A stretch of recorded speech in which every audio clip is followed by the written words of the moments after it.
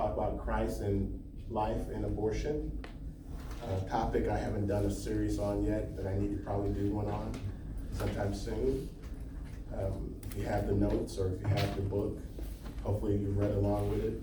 I'll only cover a little bit of this because I didn't get to read as much as I wanted to today, so I don't want to talk about stuff I haven't read, but I'll cover what I've gone through. Let me read to you just a little bit from the book. Luke chapter 4. He's talking about the issue of abortion, and I don't know where you stand on abortion. I know where you should stand as a Christian, but I don't know where you stand because we've never had any conversation about that here. Maybe we should one day. But I found a lot of the information that was in the book very enlightening, and I'll read some of that to you because I think it will be helpful. And I think it also will help when I read certain portions, help you to understand why the African American community especially is so angry on this issue. Because historically, there's been an intentional effort of genocide on this issue. Not just by the Caucasian people, but also by some of our own African American people. And I was really shocked to find out about W.E. Du Bois's role in this, and I'll read that to you. But the author says, rightly, this was a decade-old debate. He was at a debate when I was wondering why I was there. Oh, the rights of babies versus the rights of women. And that's really the issue of the debate. The rights of the baby versus the rights of the woman. This is the battle that the pro-abortion movement has mostly won over the past 40 years, sacrificing natural maternal instinct at the altar of reproductive freedom. They have successfully pitted the protection of babies against the liberation of women and women's rights to choose, creating what perhaps the greatest moral tension our nation has had since slavery. He says, it was my job on that day and our duty broadly to remind people of the divine imperative to honor life and the tragic consequences that we experience when we don't. Deuteronomy 30:19 says, therefore choose life that you and your offspring may live. Now, one of the things that doesn't get talked about a lot on this abortion issue is the fact that a lot of violation of God's directives on sexual purity are leading to the abortions. Anybody know what I mean by that? If we weren't violating God's guidelines on sexual purity, there wouldn't be as many abortions. Because you're trying to get rid of a life that in many cases, not all, came about as a result of you violating the fornication guidelines of Scripture. So people want to do their sin, but then they want to do something to get rid of the consequence of their sin. And that's not going to happen. Well, in their minds, it does happen because they're getting rid of the baby. Right. Oh. Okay. And I'm believing we're not starting at the right point on the abortion issue. Amen. Because we're not dealing with the immorality of the sin that makes the abortion necessary in many cases, not all, but in many cases. If there wasn't the sexual immorality that led to the pregnancy, Then we wouldn't have to worry. then you would have as many abortions. Everybody follow that? So in my contention, I don't think we're starting back far enough as a church. The Apologetics' defense of creation, the moral law of the Ten Commandments, and the crucifixion are intricately intertwined with our proclamation of Imat Deo. That means we're created in the image of God. We're all created as human beings in the image of God. The belief that therefore we all have value because we're created in the image of God. The belief that all persons are created in the image of God and therefore are worthy of value and dignity. Therefore, because you are created in the image of God, everyone has the same value and dignity based on that creative image. From the womb, to the tomb. And our society is divided up normally into two camps. Those who are worried about life in the womb and those who are worried about life on the way to the tomb. Biblically, you're worried about both. You're worried about life before it gets in the womb, and you're worried about life after it gets to the tomb. Does everybody understand that? See, the Christian message is not only worried about taking care of you while you're on the way to your tomb, it's worried about what's going to happen to you after you die.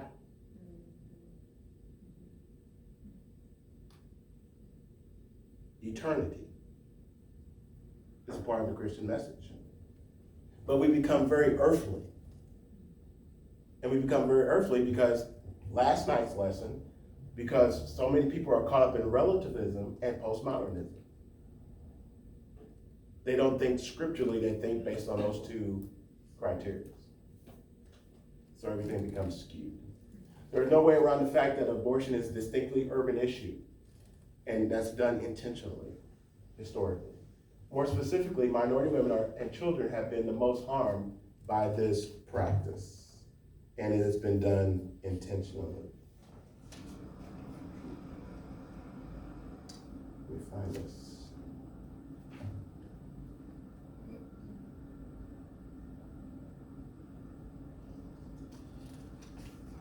Margaret Sanger was the big proponent of this. Listen to this.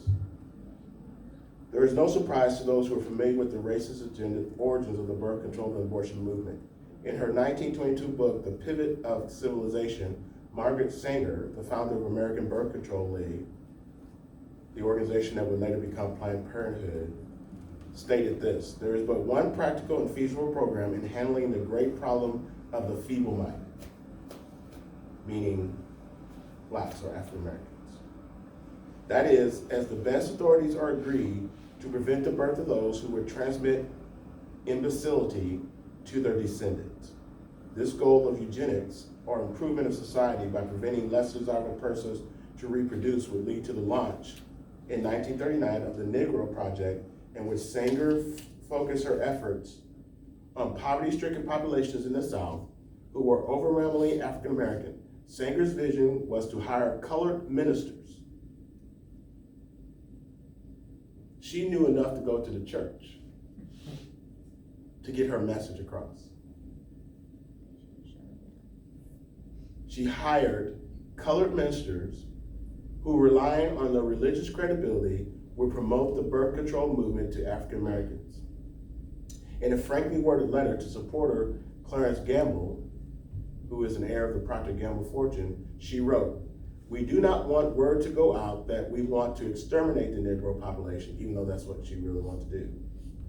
"And the minister is the man who can straighten out that ideal if it ever occurs to any of their more rebellious members." Are y'all hearing this? Mm-hmm.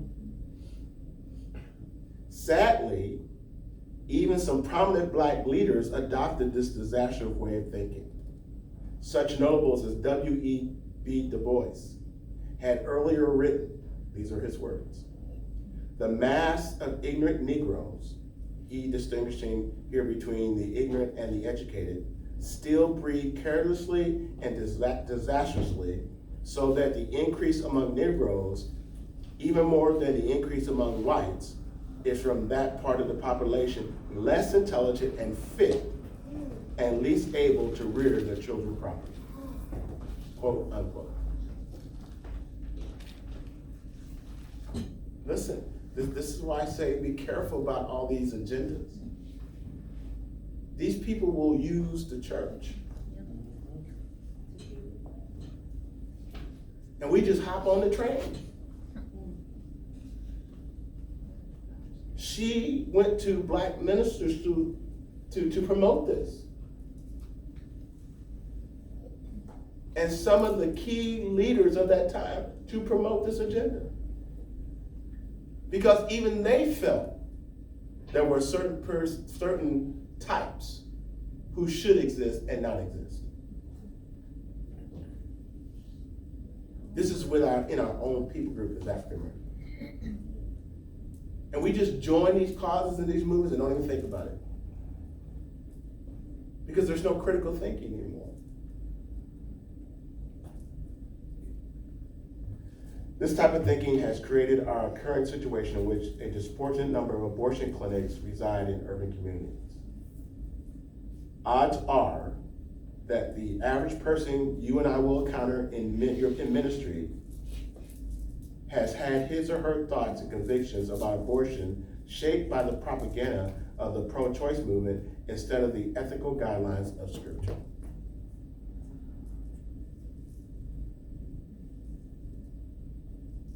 He goes on to say the first step to this discussion is the need to have a strong awareness of the intense emotion that is invoked whenever pro-abortionists are challenged on their right to terminate life in the womb.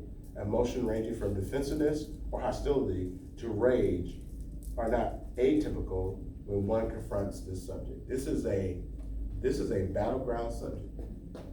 Amen. People have very short fuses on this subject. They're not very rational when it comes to this subject. And I'm talking about in the church.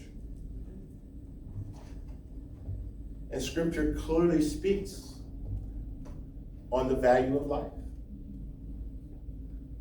Listen, see, I'm a critical thinker. Things are just very logical to me most of the time.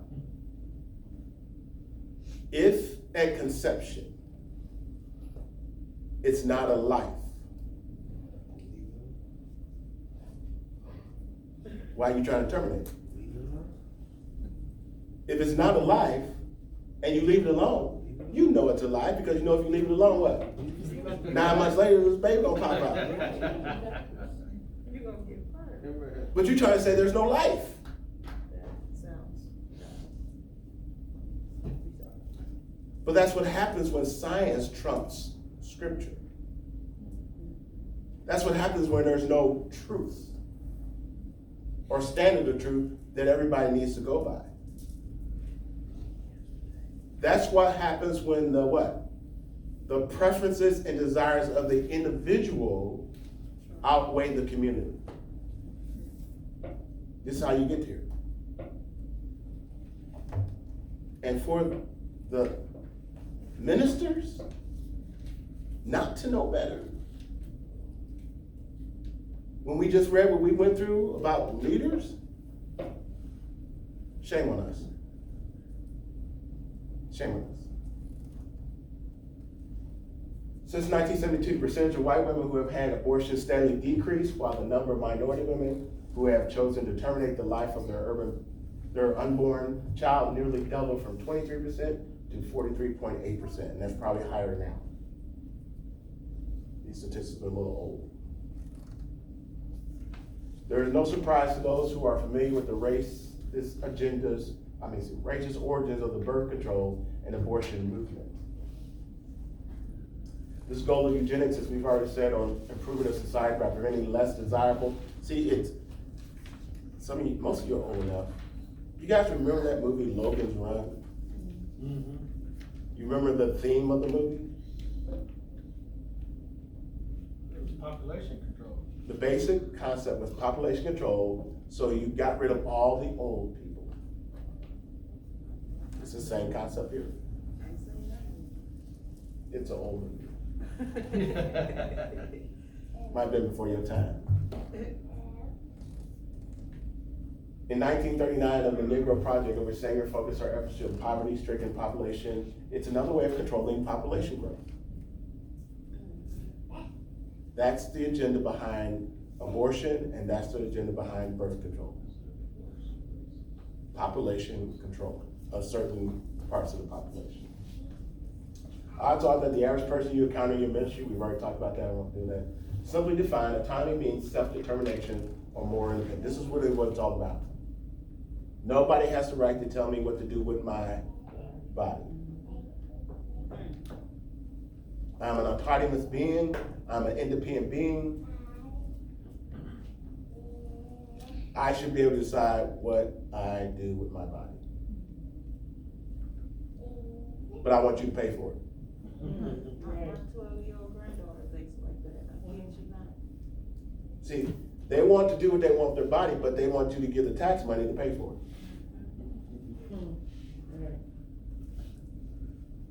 It's just twisted thinking. I want to go out, do what I want to do, have the fun I want to have, but when there's consequences, then I don't want to be independent anymore.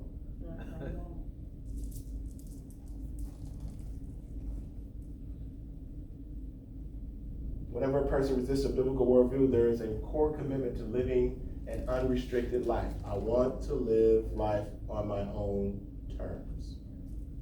But I don't want to deal with the consequences on my own terms.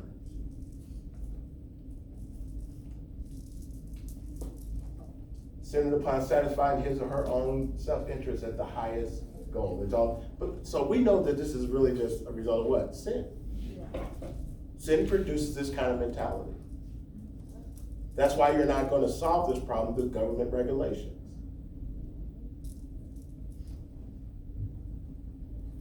One's self-interest governs daily decision-making and activities in order to protect oneself from a guilty conscience, and that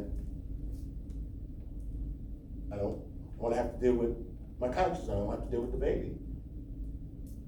But they don't realize that your conscience is also going to deal with you when you take this life.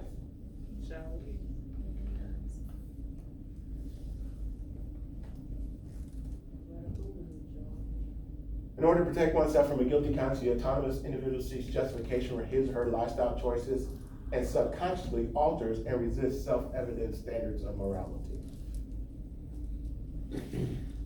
None of those people will want anybody else determining whether they should live or die.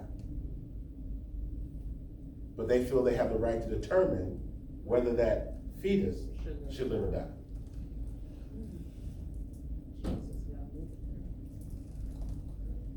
From slavery to present, the growth rate for the African American population has been cut in half as a result of abortions.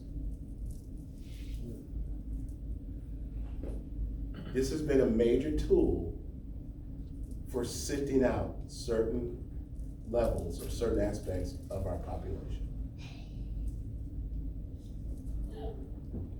Demographers and historians frequently attribute this change to external factors such as poverty, disease, and coarse birth control, rather than the deliberate agency of African American women.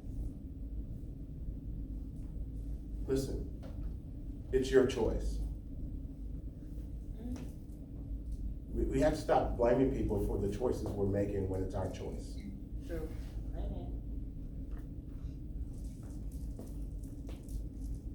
And we got to do a better job of teaching in our homes and in our churches on these issues, so that people have a biblical standard and rationale for making these choices. And we have not done a good job. As you see, the church really was a part of this, getting any legs or any momentum in our culture. The ministers, the leaders, the men of God. And they still do today, because they consider it a social issue and not a biblical issue. What scripture does the art to give as a strong indicator of the biblical viewpoint concerning the status of the unborn. If you haven't read the book, you don't know, let me give them to you. Psalms 139, 13 to 15. Put the slide. I know. I was gonna have us turn, No, sorry. but that's all right. Somebody read for us Psalms 139, 13 to 15. These are scriptures you can use to justify life.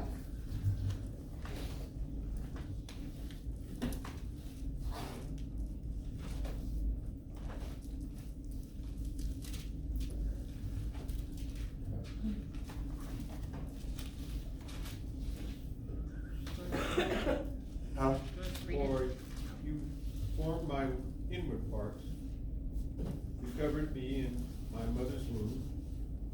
I will praise you, for I am fearfully and wonderfully made.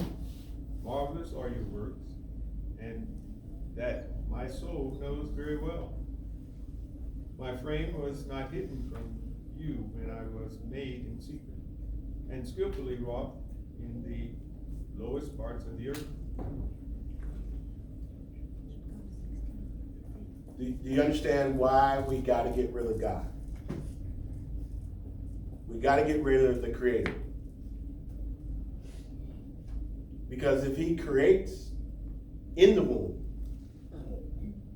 and he puts all the parts together in the womb, then it's life in the womb.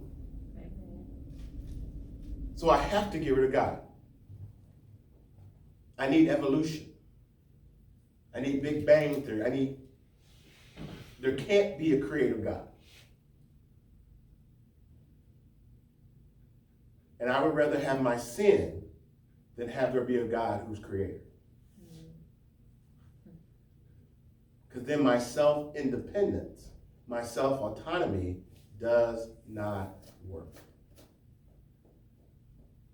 How about Exodus 21, 22 to 23? Sister Cup, would you get Galatians 1, 15 to 16, please?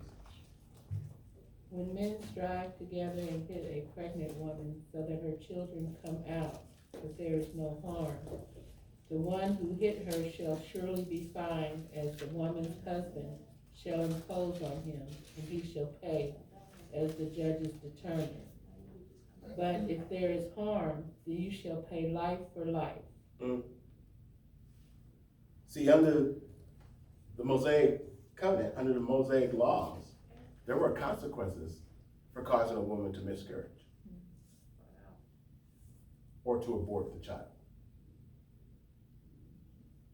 Because life is valuable to God. Because the life is what? Created in the image of God.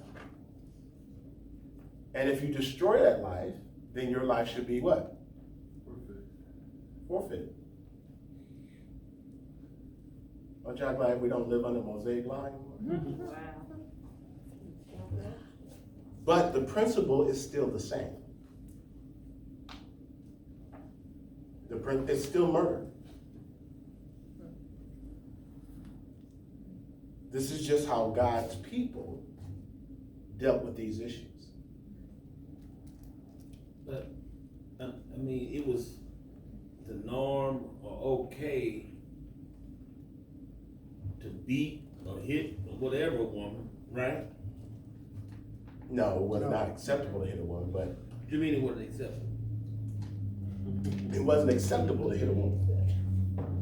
Because if you hit a woman and she got a husband, then he had the right to knock you out and hurt you. So it wasn't acceptable, no. I mean, but it was all right for the husband. I'm trying. But it was all right for the husband too. No. In secular pagan culture, I'm talking about in Bible time now. well, this is Bible time. Yeah. It's never acceptable among God's people. No. Okay. But this happened in the surrounding. See, the laws are given to make them distinct from the other cultures. So other cultures were doing all this kind of stuff. Okay. We're gonna see that Sunday when I talk about what was happening with women back in this time in the context. But among God's people, no, this stuff is not acceptable. It's not acceptable to hit your wife. Girl, if you don't be quiet. No, I'm kidding. He gonna be shocked, baby. I forgot where you was at. I remember it was 2022. Blink twice if you need help. But the reason that we have these mandates, if you will, these laws, these instructions, precepts, is because the surrounding cultures were doing these things without any regulation. Okay. And what God is saying is so that people will know that you are my distinct people. Right. Here's how you This handle is it, what you different than do. how they're handling it. This is what you do. That make sense? So yeah, there are people hitting their wives. But in Israel, no, we don't play that. Especially in this context. Does that make sense to everybody? Yes. Yes, sir. I couldn't help but notice in this passage that for the context was of a woman with child, and there was consequences either way, whether she was harmed or not. Right. There was consequences Right. either way. Right. So it's just like, you know what I mean, it's showing the importance then of that relationship. Yeah. Well, the woman shouldn't be violated, and the child should definitely not be violated. Galatians But when God had set me apart, even from my mother's womb, and called me through his grace, was pleased to reveal his Son in me, so that I might preach him among the Gentiles, I did not immediately consult with flesh and blood. So one of the reasons why you don't want to abort that child is you don't know what God has planned for that child. And this is where us believing in the sovereignty and providence of God is so important. But the reason we're aborting the child in most cases, not all, but in most cases, because we don't want to deal with the consequence of the sin. We don't want to deal with the consequences of the embarrassment. We don't want to deal with the consequences of having to raise and be responsible for another life, because then I can't live for myself, blah, blah, blah, blah, blah, blah, blah. But we as Christians to say, but if God has put that life together, then he has a purpose and rationale for that life. And so that life must still come forward so that God can do what he's going to do with that life. So how we think as Christians about these issues is to be totally different.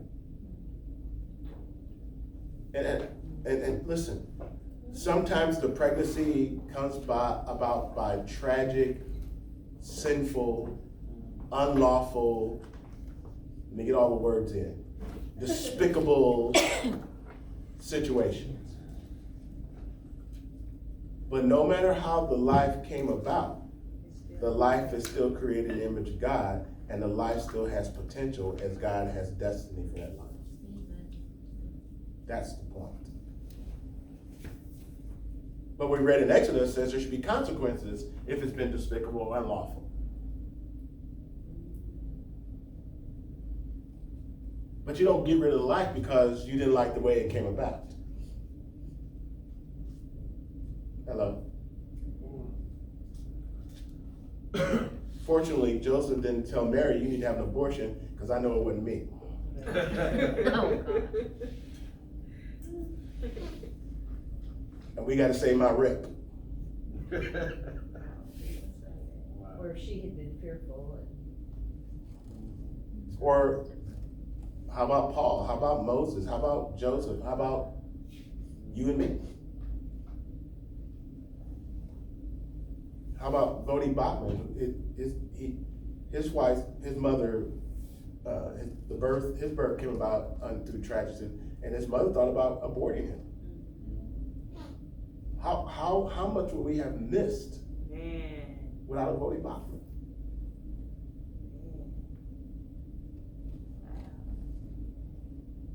Life begins at a particular moment in time. It does not build slowly from unlife to life. With the moment of conception, there is life. That's what the Bible teaches. And if you're willing to get real theological about it, if God had predetermined you before the beginning of time, your life really began in the mind of God at that time. Think about that. Now you sound like John's family. Think about that. Both the biological, we don't, but see, we don't. He says that a lot. Think about it. Both the biological and biblical evidence support the Christian belief that the origin of life is in the womb. It's important to remember that our compassion for life should extend beyond the unborn child. It's from the womb to the tomb. And really, as I said, after the tomb, because it's about eternity also. See, when people come to faith in Jesus Christ, you have not just changed your life as it is on earth, you changed your life for eternity. We have to think of it that way. Love that does not include the mother falls short of the Christian vision and is dangerously hypocritical. But we should not value the mother's life so much that we discount the life of the child. But it can't be just about the child and not about the mother either. Okay? For example, if my wife was going to have a child, and it was the child's life or my wife's life, biblically speaking, you choose the wife if her life is in danger. Because the husband-wife relationship precedes the child-parent relationship. If you find yourself in that situation, if they're in the water and they're drowning, I'm saving my wife, my kids, because there's a priority of relationships. And that would be hard as a parent. But what would have to control me is not my emotions. What has to control me is my understanding of God's priority in Scripture.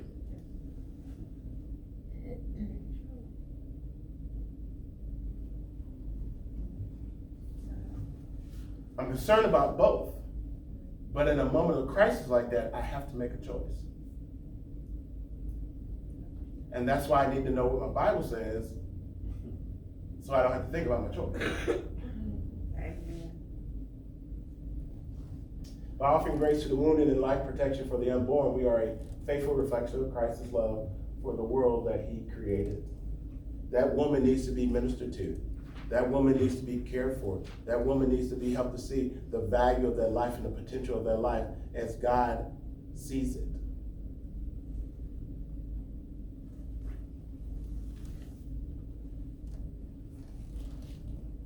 All right, any questions?